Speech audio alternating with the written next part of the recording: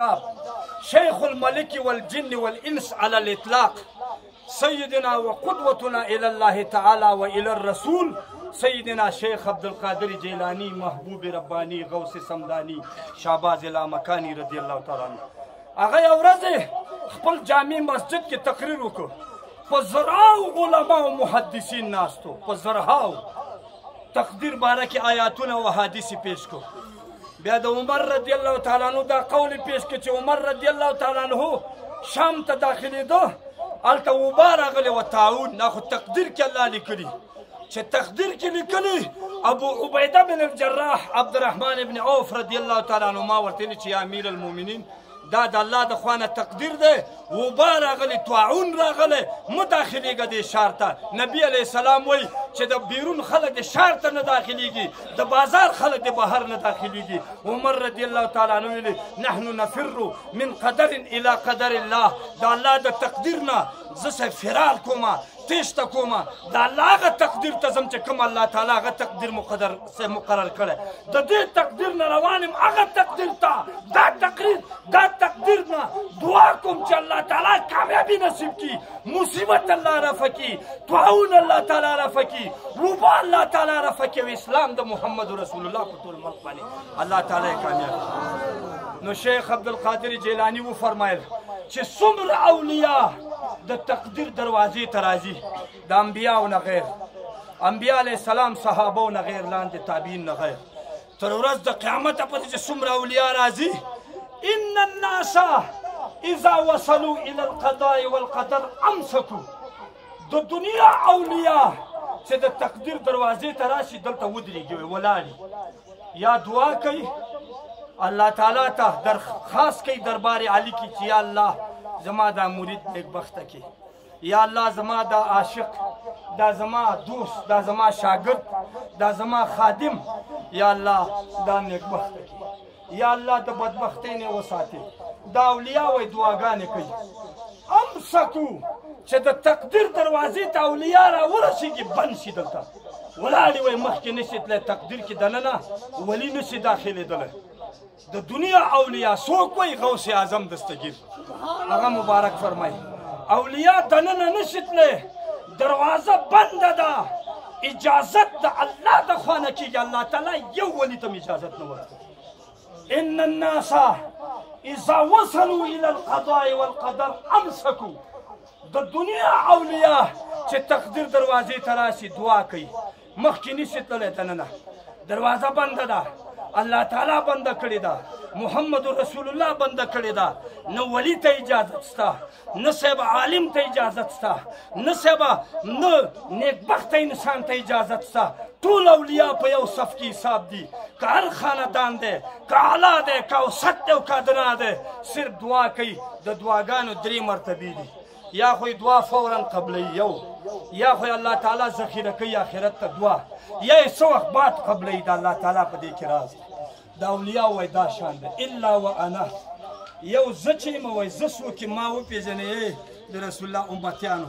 غوث پاک فرمایي الا وانا فانفتحت لي فيه روزنة نازعت للحق بالحق للأقدار.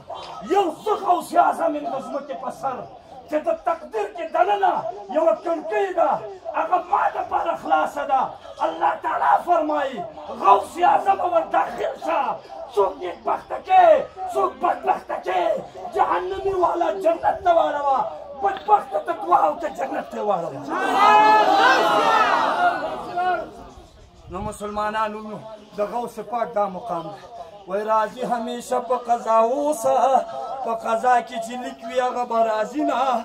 د خلکو ډېرې ګیلې مه کړه چې په ازل کې ناوشته وي هغه به وینه، چې الله تعالی څه لیکلي هغه په تقدیر کې لیکلي. تقدیر د صالحانو د اولیاو په دعا باندې رد کېږي. غوث الاعظم دستگیر مبارک فرمایي چې زما دې د الله په ذات قسم وي، ورځ راځي ما ته حل راکوي چې سبا به دا واقعه وي، سبا به دا کیسه وي. سهار ورځ راځي ما ته سلام کوي، شپه راځي ما ته سلام کوي، هفته راځي ما ته سلام کوي.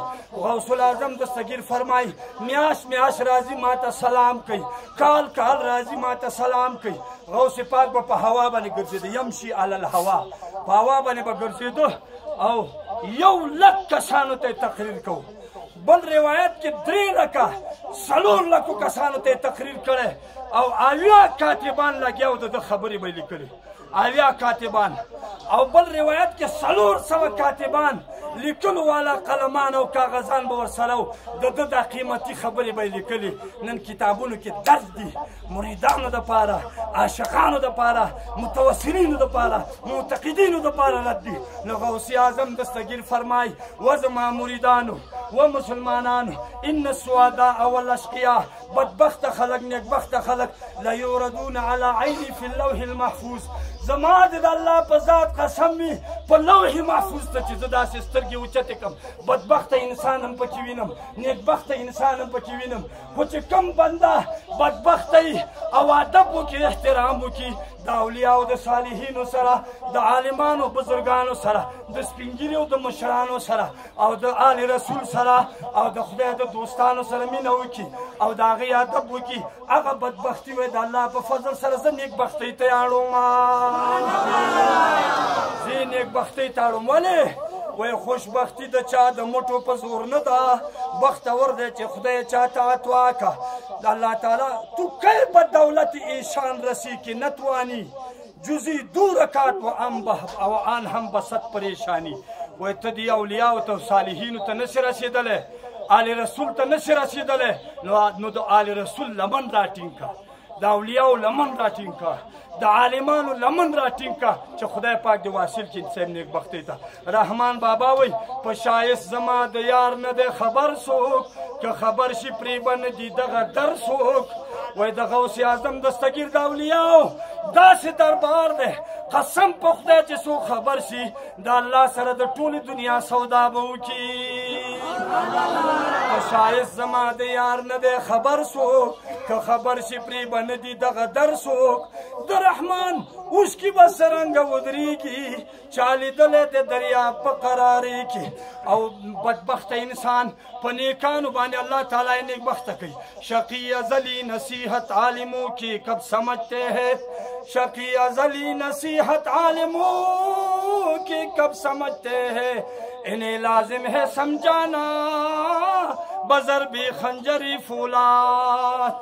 بدبخته چې خدای وهي په خپله تورې به وهي او چې نیکبخته یې الله تعالی د صالحینو مجلس ته راولي.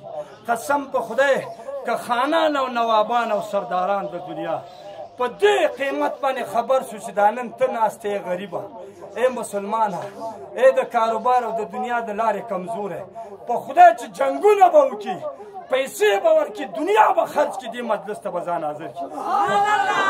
خدای نه دی ورکړی، نه دی ورکړی، تا ته یې درکړی چې سترګې دې پټې شوې لین به درته ښکاره سي چې اوهو خدای پاکه دا خو رښتیا چې قرآن او حدیث ویلي، رښتیا چې رسول الله ویلي، رښتیا چې عالمان او آل رسول ویلي، رښتیا چې صاحب د خدای دین ویلي، نو سودا بیا هلته معلومیږي. نو مسلمانانو ورونو ځانونه نیکبخته کوي. څنګه نیکبخته کوي؟